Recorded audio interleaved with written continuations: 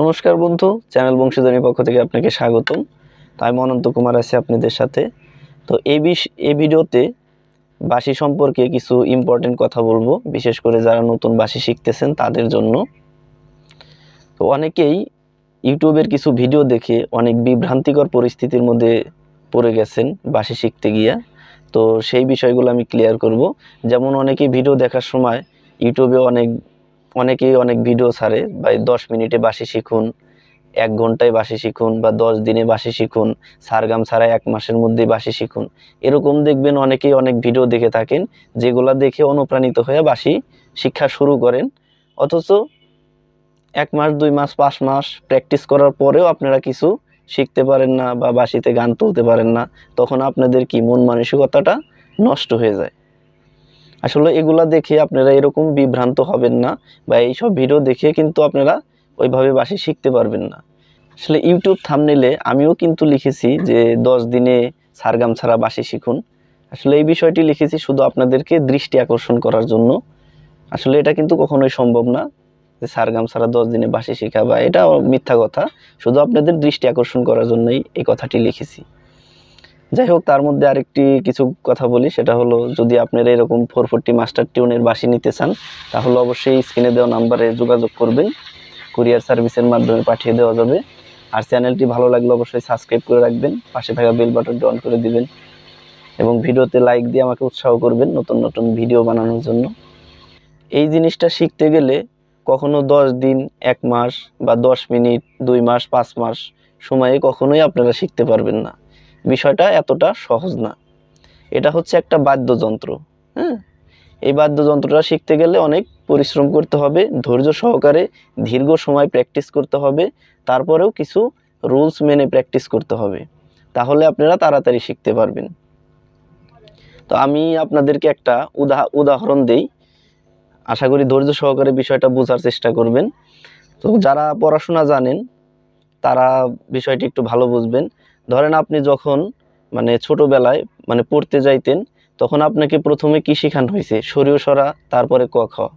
আর এগুলা শেখা ছাড়া আপনি যদি কখনো বইটা খুইলা দেখেন বা রিডিং পড়তে যান, আপনি কিন্তু ওটা উচ্চারণ করে পড়তে পারবেন না, সেটা বুঝবেন না যে এখানে কি লেখা আছে।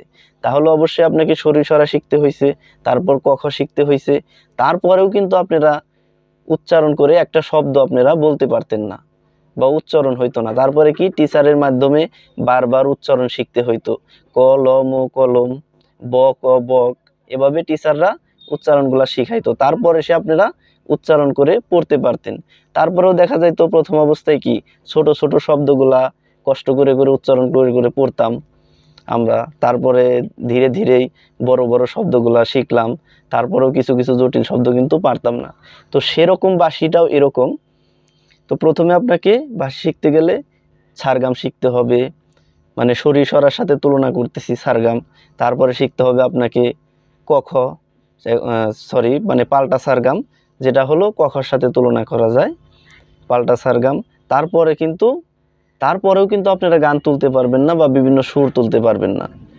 এখন যেরকম আপনারা উচ্চারণ শিখছেন, সরি সরা ক খ জানার পরে টিচাররা উচ্চারণ শিখাইছে, সেরকম ভাবে আপনাকে বাঁশিতে ওই রকম প্রত্যেকটা শব্দ তোলা বা গানের সুর তোলা, সেটা ধীরে ধীরে শিখতে হবে। সেটা আপনারা প্রথমে পারবেন না, যদি আপনার উস্তাদ থাকে তাদের কাছে যা শিখতে পারেন, অথবা সারগাম প্র্যাকটিস করতে করতে করতে করতে একটা সময় আপনার হবে।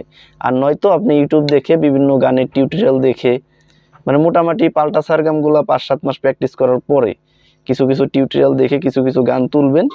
তুলতে তুলতে দেখবেন কিছু কিছু ছোট ছোট গান আপনারা ধীরে ধীরে একা একাই তুলতে পারবেন, বা কিছু অংশ তুলতে পারবেন, কিছু অংশ পারবেন না, যেটা আপনি সেই উচ্চারণ করার মতোই। কিছু কিছু শব্দ পারবেন একা একা, কিছু কিছু জিনিস পারবেন না। তো এরকম ধীরে ধীরে আপনারা একটা সময় ছোট থেকে বড় বড় এভাবে প্র্যাকটিস করতে করতে হবে। এখন এই যে 10 দিনে বাঁশি শিখুন, 1 মাসে বাঁশি শিখুন, 5 মাসে বাঁশি শিখুন, আসলে এরকম কিন্তু হয় না।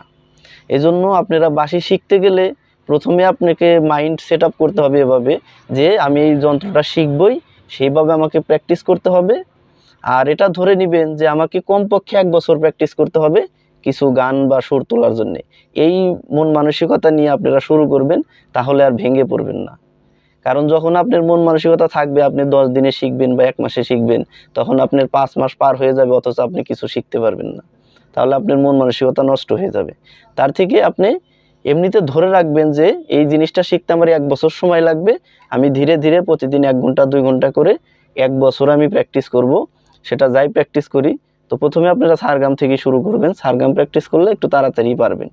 তো সারগাম, কিছু পাল্টা সারগাম, তারপরে হয়তো যদি উস্তাদ না থাকে ইউটিউব দেখে দেখে কিছু কিছু গান আপনারা শেখার চেষ্টা করবেন।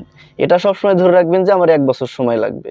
তাহলে আপনারা ওইভাবে তাড়াহুড়া করে শিখতে যাবেন না। আপনারা ধীরে ধীরে ধৈর্য সহকারে শিখবেন। আর শিখার শেষ নাই। এই বাঁশি শিখা মনে করেন আমি তো কিছুই জানি না বললেই চলে। আপনার 5-6 বছর যাবৎ আমি কিন্তু প্র্যাকটিস করতেছি বা বাজাইতেছি। আপনাদেরও কিছু কিছু টিপস দেই। তারপরেও কিন্তু আমি কিছুই পারি না। শিখার শেষ নেই। মোটামুটি কিছু গান টান শিখতে বা কিছু সুর শিখতে ধরে নেবেন আপনার 1 বছর সময় লাগবে। সেইভাবে মাইন্ড সেট আপ করে আপনারা প্রথমে শুরু করবেন। কিন্তু এই ভ্রান্ত ধারণায় কখনো কান দেবেন না যে 10 মিনিটে বা 10 দিনে বা 1 মাসে বাঁশি শিখুন আর সারগাম ছাড়া শিখুন। সারগাম ছাড়া তো একেবারেই অসম্ভব না বলতে, আপনি সারগাম দিয়ে 1 বছর লাগলে সারগাম ছাড়া যদি এলোমেলোভাবে ধরে থাকেন, তাহলে একটা সময় হবে দেখা যায় 10 বছর বা 7 বছর পার হয়ে গেছে এরকম। যে কারণে আপনারা ধৈর্য সহকারে প্রথম থেকেই সারগাম দিয়ে শুরু করবেন। প্রথমে সরল সারগাম শিখবেন, সারেগামা পাদানিসা, তারপরে কিছু পাল্টা সারগাম শিখবেন। হ্যাঁ, মোটামুটি 5-7টা বা 10টা যাই পারেন ইউটিউবে পাল্টা সারগাম লিখে সার্চ করলে আপনি পেয়ে যাবেন, অথবা আমার চ্যানেলেও 7টা পাল্টা সারগাম দেওয়া আছে, ওগুলা দেখে আপনি প্র্যাকটিস করতে পারেন।